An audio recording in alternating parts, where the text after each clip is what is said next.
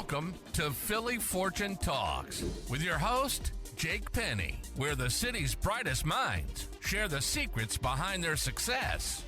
Are you ready to be inspired? Imagine transforming the affordable housing landscape with innovative programs and dedicated leadership. Today, we delve into the journey of Abraham Reyes Pardo, Vice President of the Office of Housing and Division Services at the Urban League of Philadelphia. With 13 years of experience in affordable housing, Abraham has played a pivotal role in the initiatives like Fannie Mae Mortgage Help Centers and the Arizona Mortgage Relief Fund, mitigating the effects of 2008 mortgage crisis. Since joining the Urban League of Philadelphia in 2019, Abraham has focused on addressing the need of Black and Brown ownership and preservation through comprehensive housing council programs. Let's uncover Abraham's journey, his impactful work in affordable housing, and his commitment to fostering community stability. Abraham, it's a pleasure having you on the show. Pleasure to be here, Jake. Thank you. So, Abraham, your career in affordable housing spans over, 13 years. Can you share what initially motivated you to enter this field? Yeah, that's an excellent question. So I guess I have to start by saying that I am a Mexican immigrant who came here, immigrated into this country in 2008.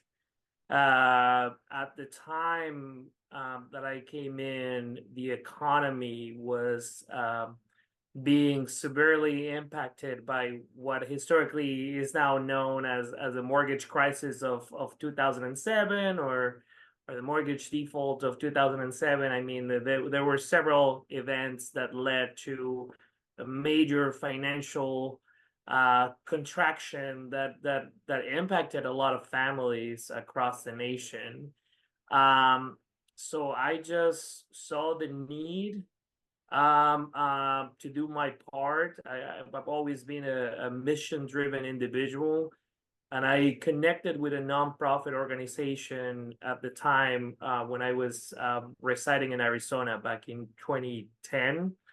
And then from there, I later learned, I think initially, to be honest with you, they weren't so clear on the type of project that they were going to be helping to deliver, and later on we all learned together what the type of task that we had been assigned. So that's how I became involved with the Fannie Mae Mortgage Help Centers at a time where Fannie Mae was involved, was at the center of many conversations. And this was a good opportunity for them to demonstrate their ability and their capacity to help the community. And they did. I mean, the Fannie Mae Mortgage Help Center in Arizona was one of, I don't remember if it was 10 or more. It might have been more centers that they opened around the country in what they called the hardest hit markets. The beauty of that is that Fannie Mae, instead of them just taking on the task themselves, and obviously they have an organization like Fannie Mae has the capacity to do that, they partner with local nonprofit organizations. At the time, the organization that I was with, Neighborhood Housing Services of Phoenix, that is now Trellis in Arizona, was chosen as a local partner. And that project was really, in many ways, changed my life. I learned so much about the industry, about the needs of families across Arizona and across the country, and really redefined my career in many ways. I'm still, believe it or not, what is that now, 13 years, 14 years after, I'm still running into folks from that I met with, that I connected with in that period of my life. During that period of my life, I recently was at a conference in Washington, D.C. I went to the Fannie Mae headquarters and I ran into one of the people that was initially involved with that project, and it took us a second to realize how here we were 14 years after that event, in a different context, in different situation, still both going at it at different positions and different moments in our lives, still in the nonprofit community outreach industry. So your work involves like comprehensive housing counseling programs, and various other things. But like, what key strategies have been essential in supporting, um, your minority home ownership prevention? Yeah. Um, so one of the things that when I came over to the Urban League of Philadelphia, and me being allowed to partner with an organization like the Urban League, where in Philadelphia is a 107-year-old civil rights organization, and nationally is a 110-year-old organization. One of the things that I realized very early after joining the Urban League was that there was an opportunity to be more intentional about the work that we did. I'm a HUD approved housing counselor myself. I lead a team of presently a team of 12 individuals, 8 of whom are HUD approved housing counseling agencies. So I'm down in the trenches with my team, really doing offering the comprehensive housing counseling that we need to put in front of our clients. But at the same time, it has been very important for me that we operate with a sense of urgency, particularly in regards to homeownership opportunities for Black, Brown, and minority families across Philadelphia.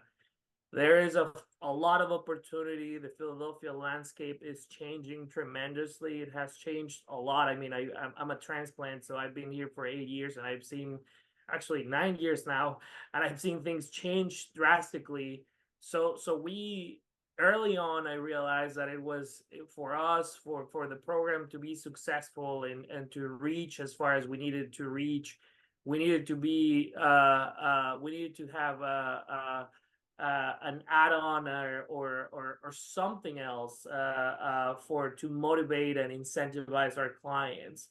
So one of the things that is very unique, and that has been very unique during my time with the Urban League of Philadelphia, is that we integrated these different down payment, closing cost assistance, financial assistance programs. From when I first came to the Urban League, we had the housing counseling education, we have the housing counseling, financial literacy 101 or individualized housing counseling. And then we've been offering some kind of incentive for families who are coming through our program. And that has proven to be extremely successful. Later on, there's all sorts of data that is published and shared by different organizations. Later on, by looking through some data shared by Freddie Mac, I understood more of one of the reasons why that it was being so successful, and partially that has to do with the fact that there are a lot of people who are ready to access homeownership, but they don't have the generational wealth or the wealth or the financial means to come up with a down payment with closing costs. When I started my work with the Urban League back in 2019, we were tapping into Philly First, the $10,000 program offered by the city, and we were offering a $1,000 grant, a modest $1,000 grant for families who were purchasing homes in West Philadelphia. And then maybe 1 or 2 lenders were offering some kind of incentive as well. Fast forward to now, where you have a robust offer of down payment, closing cost assistance programs, financial assistance program, grants, forgivable loans, Hmm. I mean, all sorts of names.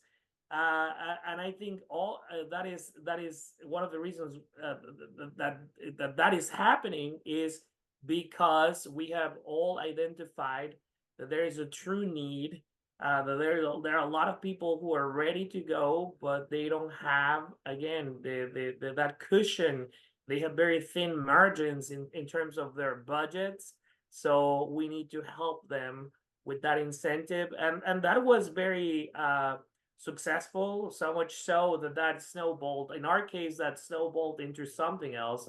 So we started with the West Philadelphia project. Then another organization saw what we were doing, and they gave us some dollars to continue offering incentives outside of West Philadelphia. Then that turned into us fundraising to keep these grants going, because you get 100,000 here, 100,000 there, 200,000 from here. In my 4 years with the Urban League, we have never turned anyone away, as long as there is some kind of assistance available, which we have procured, that there is some kind of financial support for them, and then being very proactive in terms of our partnerships with the city, with the state, not only in being very I don't want to use the word aggressive, but being very proactive in terms of providing access for these grants.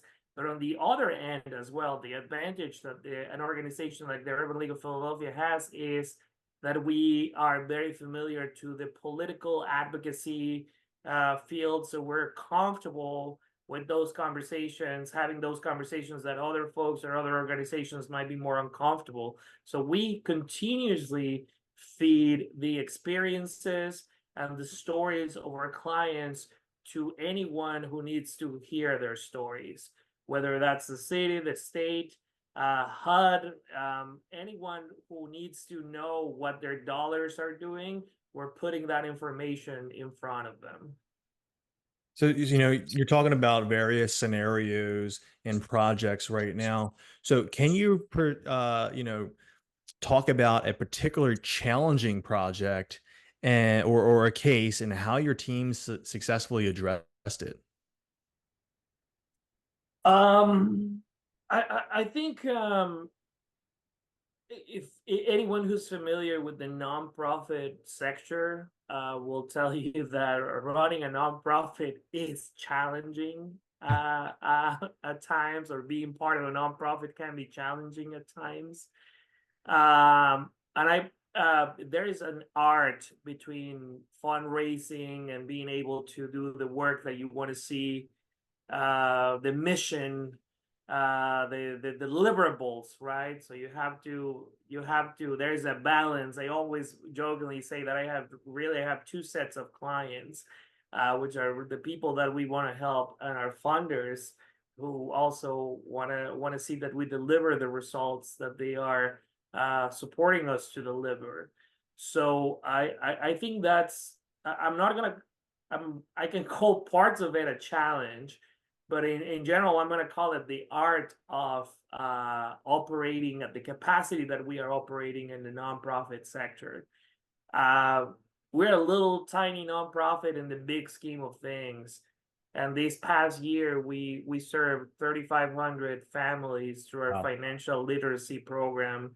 I'm still running the numbers, but it's either we connected 1,000 or around 1,000 families with home ownership, by way also of providing dollars for them that we dispersed, and applications that we or resources that we negotiated with the city or with the state or someone else, right? All in the midst while we're running other programs as well. So anyone who is in the nonprofit sector can tell you that this is a labor of love. As often my peers will say, we wear many hats, and you gotta be proactive, not reactive, Hmm. and you gotta plan, right? You gotta have some strategy. Is particularly when it's related to fundraising and the messaging of the organization, the messaging of the work, messaging to our community. You got to be able to connect the dots between public, private sector, and you being at the center of those conversations, and then the community really benefiting from that labor as well. So, you're part of, the Urban League of Philadelphia, Office of Housing and Diversion Services. What inspired you, and drew you towards those? Um, and I need to say that when I came to the Urban League of Philadelphia in 2019, the Urban League of Philadelphia was a housing program. We recently, actually now it's over a year ago, that we adjusted the name because we needed to recognize some of the work that is taking place outside of just defining it as what people typically will think as housing, right? The intention of doing the Office of Housing and Diversion Services. Diversion is a very specific work to some of that encapsulates some of the other work that we're doing.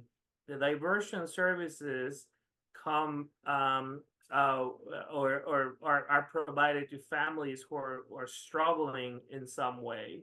We are helping individuals and families who are having troubles to stay housed, either because they're behind on their mortgage or their property taxes, or they're renters and they're facing eviction. We wanted to make sure that the community understood that we are being that is part of who we are as the Office of Housing and Diversion Services. So, in this industry, in these sectors, what upcoming trends or opportunities in affordable housing are you excited about, and how are you preparing for them? Yeah, that's that's a deep question, and it may not seem like one, but that question has many ramifications. So affordable housing is part of many conversations right now, right? So what we have discovered is that depending on who you're talking to, the definition of affordable housing, or their definition of affordable housing can be bent, right? Hmm. So if you ask a developer, they're gonna have their definition of affordable housing based on what they as developers can do. If you ask the cities and municipalities, they're gonna have their own definition of affordable housing in many ways.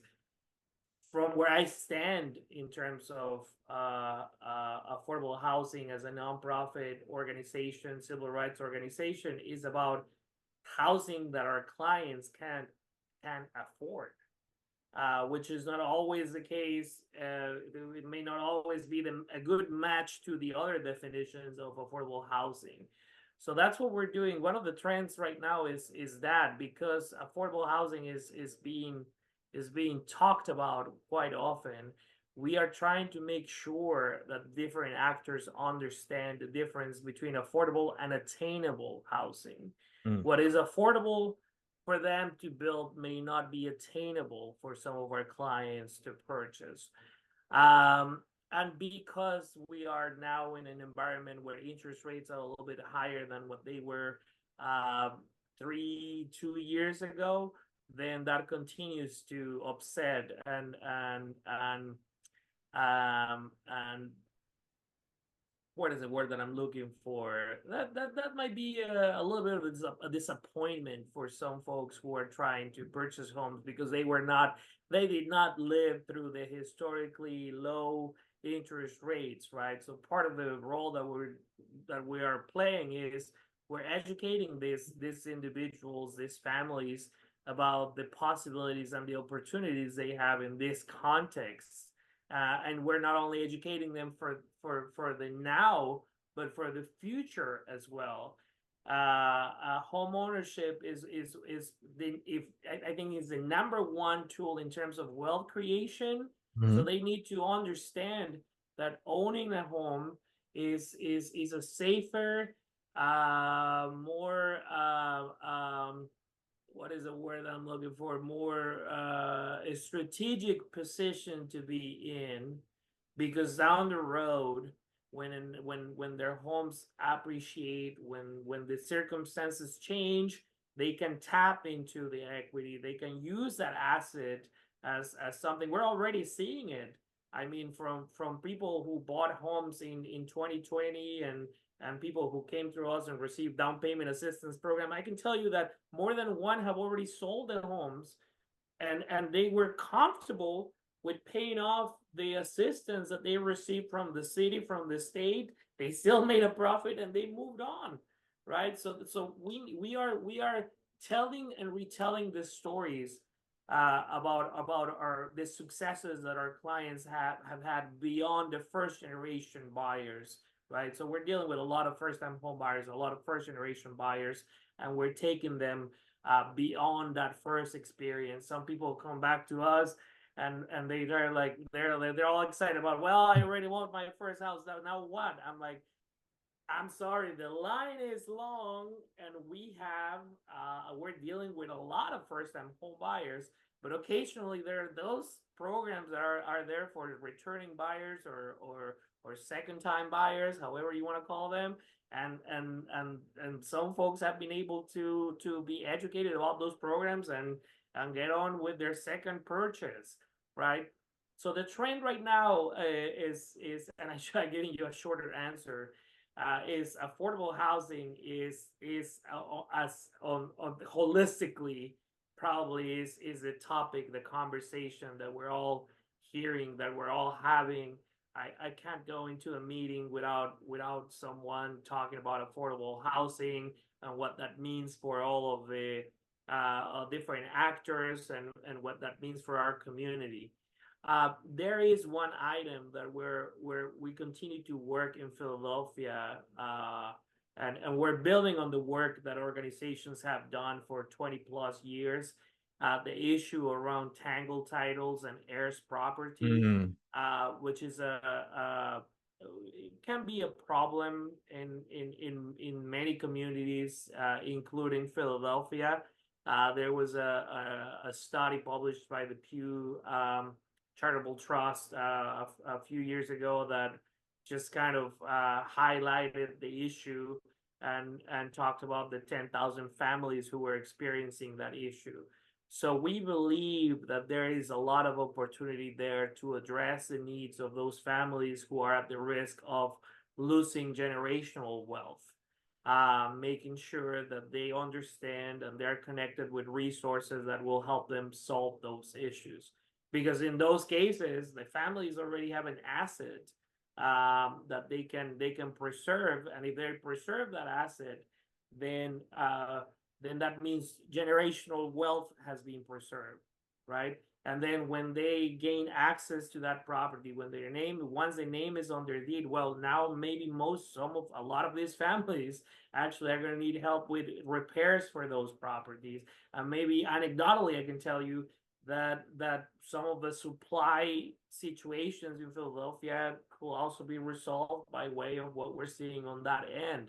So that taps into the affordable housing situation.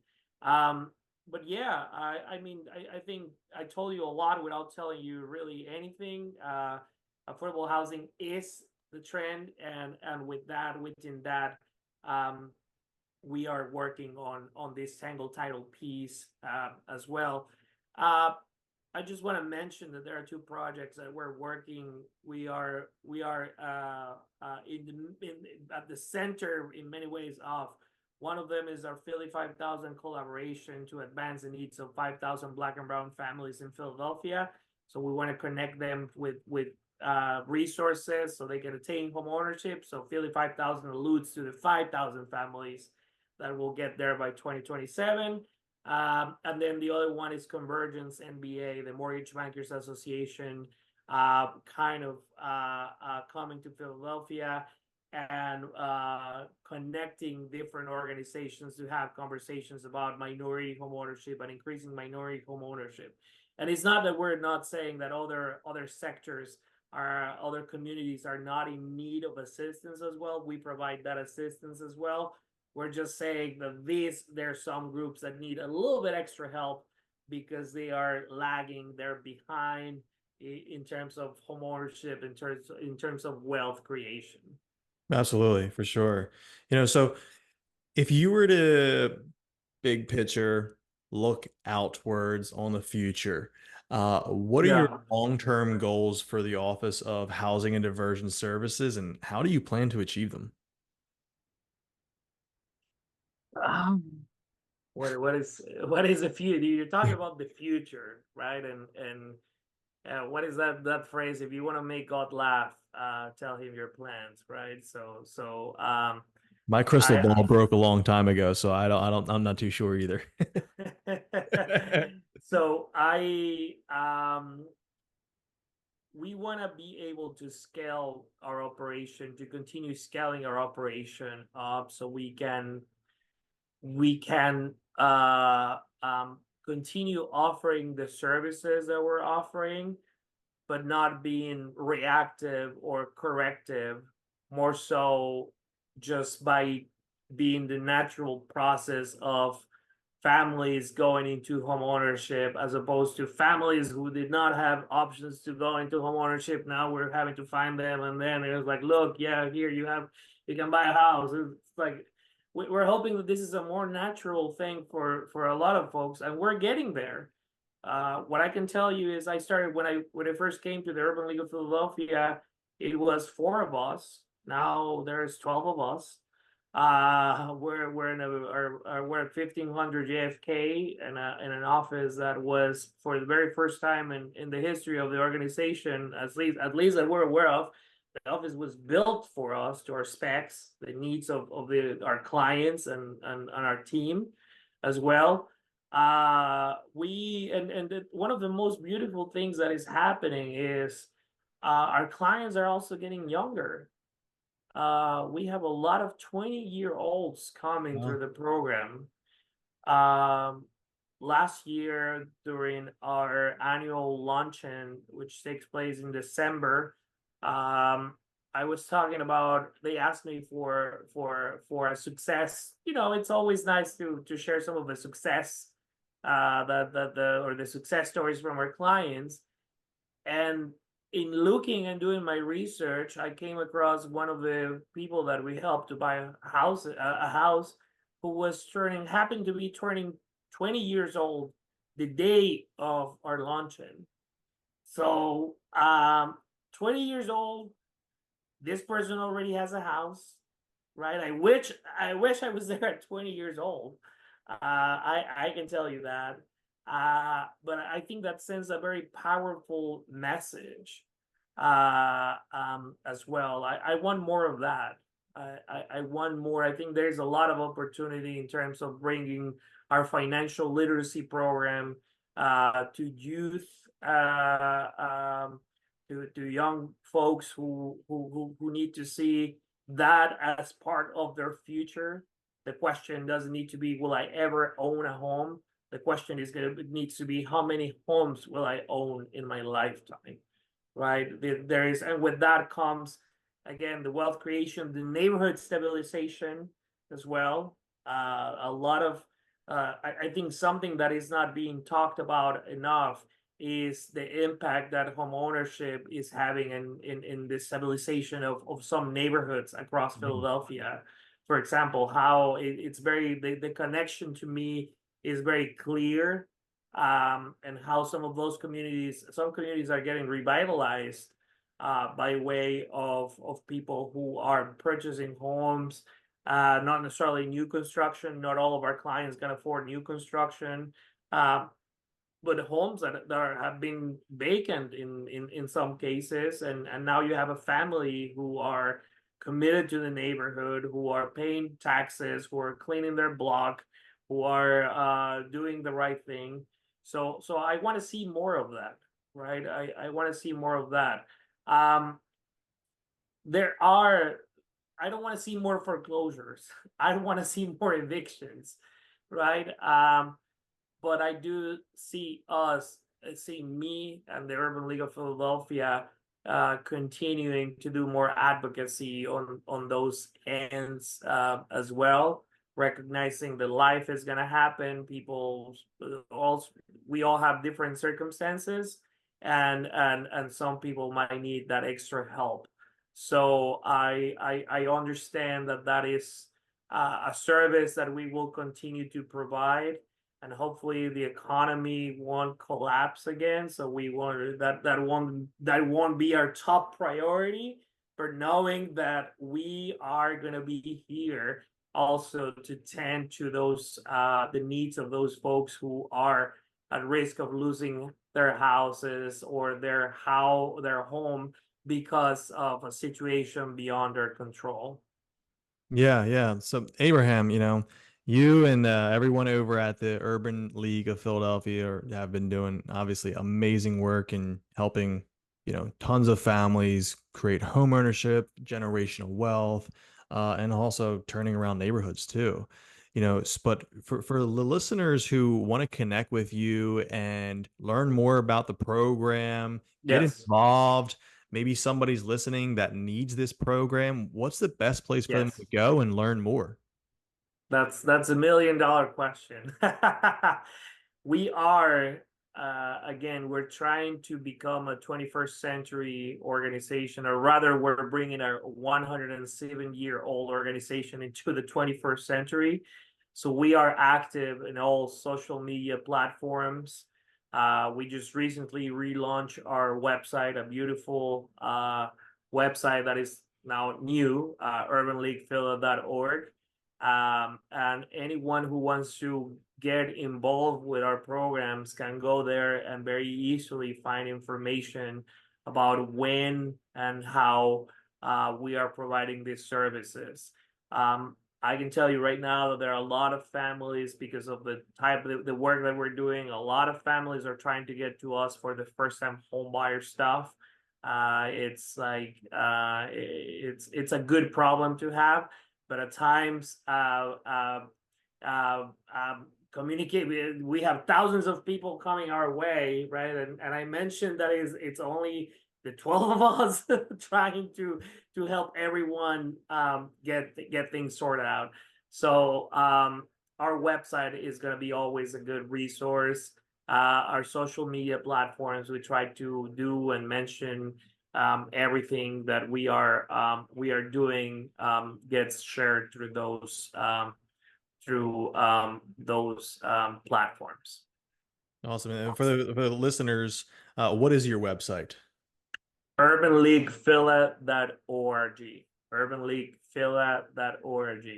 You may be wondering, why is not urbanleaguephilly.org? That will have been awesome, but no, it's urbanleaguephila.org. Awesome, Abraham. But it was a pleasure having you on Philly Fortune Talks. Likewise, thank you for having me. Thank you. Thanks for tuning in to Philly Fortune Talks with Jake Penny. Inspired to share your success story? Visit phillyfortunetalks.com/guest and let's inspire together.